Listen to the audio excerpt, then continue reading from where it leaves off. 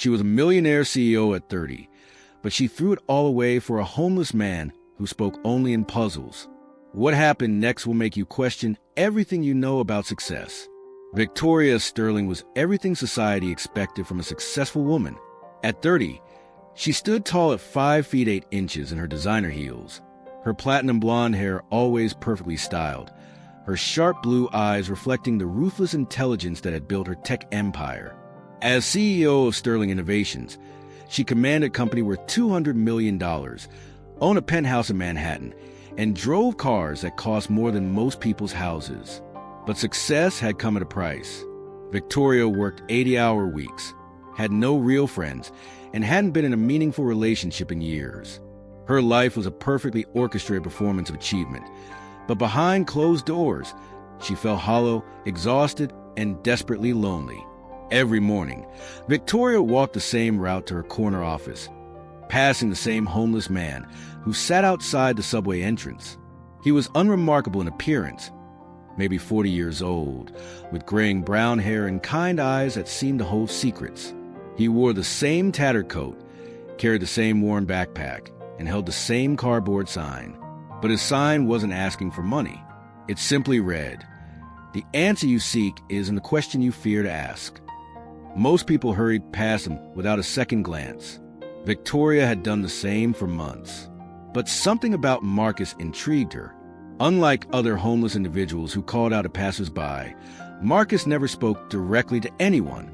When people did approach him, he responded only in riddles and cryptic phrases that left them puzzled and frustrated. "What do you want?" a businessman had asked him one morning.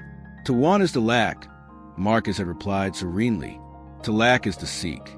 To seek is to find what was never lost."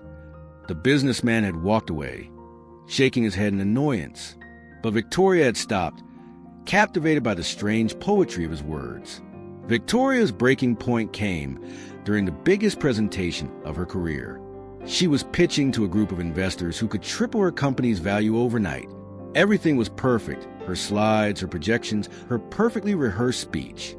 But as she looked out the room full of suits, all she saw were Marcus's words. "The answer you seek is in the question you fear to ask." What question was she afraid to ask? The presentation continued flawlessly, but Victoria felt like she was watching herself from outside her body, going through the motions of a life that suddenly felt meaningless. The investors loved her pitch. They offered her $300 million for a controlling stake in her company. It was everything she'd worked for, the ultimate validation of her success.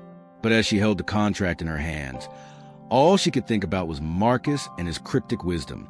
That evening, instead of celebrating, Victoria found herself walking to the subway entrance where Marcus spent his days.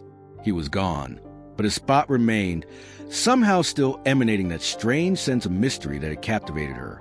"Looking for something?" came a voice from the shadows. Victoria turned to find Marcus emerging from an alley, carrying a steaming cup of coffee from a nearby shop. Up close, she could see that his eyes held an intelligence that seemed almost otherworldly. "I don't know," Victoria admitted, surprising herself with her honesty. "Maybe." Marcus smiled, an expression that transformed his entire face. The seeker who admits not knowing has already found the first treasure. "What does that mean?" Victoria asked. "What do you think it means?" Marcus replied. And so began the strangest conversation of Victoria's life. What started as curiosity became obsession. Victoria found herself returning to Marcus's corner every day, engaging in conversations that felt more like philosophical duels than casual chat. He never asked for money, never explained his circumstances, and never spoke in anything but riddles and metaphors. "Why do you live like this?" Victoria asked one day, gesturing to his simple possessions. "Which life is simpler?" Marcus replied, "The one with 1,000 wants or the one with none? But don't you want more? A home, security, comfort?" The bird in the golden cage envies the sparrow in the sky. Which one knows freedom? Victoria found herself staying later and later, missing meetings and canceling appointments to decode Marcus's mysterious words. Her assistant thought she was having a breakdown. Her board members whispered about her erratic behavior. But for the first time in years, Victoria felt truly alive. Marcus never asked her about her life, but somehow his riddles always seemed to address her deepest concerns. When she complained about a difficult employee, he said, "The mirror shows us our face, but people show us our soul." When she felt overwhelmed by responsibilities, he offered, "The mountain appears highest to those who refuse to climb it." Victoria began bringing Marcus food, coffee, books. She offered him money, which he politely declined. She offered him a job, which made him laugh, a sound like wind chimes in a gentle breeze. "You want to save me," Marcus observed one evening as they sat on a park bench. "But what if I'm here to save you?" "Save me from what?" Victoria asked. "From the prison you built with your own hands." The moment that changed everything came during a particularly difficult day. Victoria had just fired her best friend for questioning her judgment. The board was threatening to remove her as CEO, and she felt more isolated than ever. She found Marcus in his usual spot, but this time he was different. He looked at her with such compassion that she nearly broke down. "I'm losing everything," Victoria whispered. "What did you never truly have?" Marcus asked gently. "I don't understand." "The treasure you can lose was never yours to keep. The treasure you cannot lose was never yours to find." Something in his words broke through Victoria's defenses. She began to cry, not the composed tears of a CEO having a moment, but the raw, ugly sobs of a woman who had spent years building walls around her heart. "I'm so tired," she confessed. "I'm tired of pretending to be someone I'm not. I'm tired of chasing things that don't make me happy. I'm tired of being alone." Marcus was quiet for a long moment. Then he said, "The caterpillar thinks the world is ending when it enters a cocoon. What am I supposed to do?" Victoria asked desperately, "What does your heart tell you to do?" And in that moment, Victoria knew. It was insane, impossible, career suicide, but she knew she was going to follow Marcus wherever he led. Victoria shocked everyone by announcing her resignation as CEO. She refused to explain her decision, simply stating that she was pursuing a different path. The business world was stunned. Here was a woman at the peak of her success, walking away from millions of dollars and a corporate empire. Her family thought she'd lost her mind. Her colleagues staged an intervention. Her therapist suggested she was having a breakdown. But Victoria had never felt more clear-headed in her life. "I'm following you," she told Marcus the next day. "Wherever you go, whatever you do, I want to learn from you." Marcus studied her carefully. The student who comes seeking wisdom often finds only what they brought with them. Then what should I seek? Seek nothing. Find everything. Victoria sold her penthouse, liquidated her assets, and prepared to live simply. She had no idea where Marcus would lead her or what they would do. She only knew that his riddles had awakened something in her that money and success never could. "Where are we going?" she asked as they walked away from her old life. "We are already there," Marcus replied. "The journey begins when we stop trying to arrive." What followed were the strangest and most transformative months of Victoria's life. Marcus led her to places she'd never imagined. Not exotic destinations or luxury retreats, but forgotten corners of the world where real wisdom lived. They spent time in a small mountain village where Marcus taught her to listen to the silence between words. They worked in an urban garden where he showed her how growth requires both patience and faith. They visited libraries and bookshops where he guided her to texts that seemed to speak directly to her soul. But the most profound lessons came from watching Marcus interact with people. He never preached or explained, but somehow his presence brought out the best in everyone around him. An angry taxi driver would become philosophical. A stressed waitress would find herself smiling. A crying child would mysteriously calm down. "How do you do that?" Victoria asked after witnessing Marcus diffuse a heated argument with a single cryptic comment. "Do what?" Marcus replied, "Make people better. I do nothing. I simply see what was always there."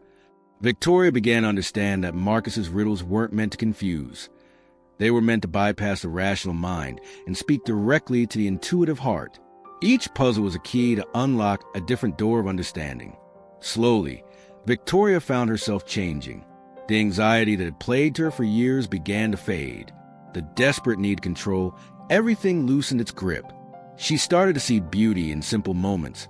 wisdom in ordinary encounters, and richness in experiences that cost nothing but meant everything. The truth about Marcus came in pieces, like a puzzle being assembled one fragment at a time. Victoria learned that he had once been a professor of philosophy at a prestigious university. He had published books, won awards, and commanded respect in academic circles. But a personal tragedy, the loss of his wife and daughter in a car accident, had shattered his world. "I had all the answers," Marcus told her one evening as they sat by a lake, watching the sunset. "But I had never learned to live the questions." "So you chose this life?" Victoria asked. "I chose to unlearn what I thought I knew, to become a student again, to find wisdom in the places where intelligent people never look." Victoria realized that Marcus's riddles weren't just teaching tools. They were his way of processing grief, of finding meaning in meaninglessness, of transforming pain into wisdom. "Why did you let me follow you?" she asked. "Because you were already following something," Marcus replied. "I simply gave you permission to see it." The transformation that had begun in Victoria's heart began to manifest in the world around her. The skills she'd learned from Marcus, deep listening, intuitive understanding, seeing connections others missed, made her incredibly valuable in unexpected ways. Companies began hiring her as a consultant, not for her business expertise, but for her unique ability to solve complex problems through what appeared to be simple wisdom. She helped negotiate impossible deals by asking the right questions. She resolved conflicts by helping people see past their positions to their deeper needs. She guided entrepreneurs to success by teaching them to trust their intuition alongside their intellect. Victoria discovered that wisdom was infinitely more valuable than intelligence, that insight was rarer than information, and that the ability to see clearly was the most precious skill in a world blinded by complexity. Her consulting practice grew organically. She never advertised or sought clients. They found her through word of mouth. CEOs who had once dismissed her as having a breakdown now sought her guidance. Her unique approach, which combined Marcus's philosophical wisdom with her business acumen, created unprecedented results. Within 2 years, Victoria had built a new kind of empire, not based on competition and conquest, but on collaboration and understanding. Her consulting firm was generating more revenue than her previous company, but more importantly, she was finally doing work that aligned with her soul. The day Victoria realized she had become wealthy again, she was sitting in the same park where she'd first truly listened to Marcus's wisdom. But this time, she felt no anxiety about money, no desperate need to prove herself, no hollow victory over competitors. "I'm rich again," she told Marcus, who was feeding pigeons nearby. "Were you ever poor?" he asked. Victoria laughed, finally understanding the riddle. "No, I was never poor. I was just confused about what wealth meant. And now I know that the richest person is the one who needs the least but gives the most." Marcus smiled, that same transformative expression that had captivated her years ago. The teacher appears when the student is ready to become the teacher. Victoria realized that her journey with Marcus had been leading to this moment. Not just her own transformation, but her ability to help others transform as well. She had become the kind of person who could speak in riddles not to confuse, but to illuminate. 5 years after walking away from her corporate empire, Victoria stood in front of a mirror in her modest but beautiful home. She looked the same, but felt completely different. The sharp edges of ambition had softened into purposeful direction. The hollow achievement had been replaced by meaningful contribution. Her consulting practice now operated on a unique model. She helped successful but unfulfilled executives find their true path, just as Marcus had helped her. Some of her clients came seeking business advice and left with life wisdom. Others came seeking wealth and discovered richness they never knew existed. Marcus had become her partner in this work, though he remained true to his riddle-speaking nature. Together, they had created something unprecedented, a practice that transformed not just businesses, but the humans who ran them. "Do you ever miss your old life?" A new client asked Victoria during a session. Victoria smiled, channeling the wisdom Marcus had taught her. "How can you miss something you never truly had?" The client looked confused, just as Victoria had once been confused by Marcus's riddles. But Victoria knew that confusion was the first step toward clarity, and questions were more valuable than answers. Victoria had thought she was following a homeless man who spoke in riddles, but she had actually been following her own inner wisdom, which had been speaking to her all along in the language of the heart. Marcus hadn't given her new knowledge. He had helped her remember what she already knew, but had forgotten in her pursuit of conventional success. Sometimes the person who appears to have nothing has everything to teach us. And sometimes the richest life is the one where we finally stop chasing wealth and start creating worth. The greatest treasure isn't what we accumulate, but who we become in the process of seeking what truly matters. If you like that story, please subscribe for more. Thank you, and until next time.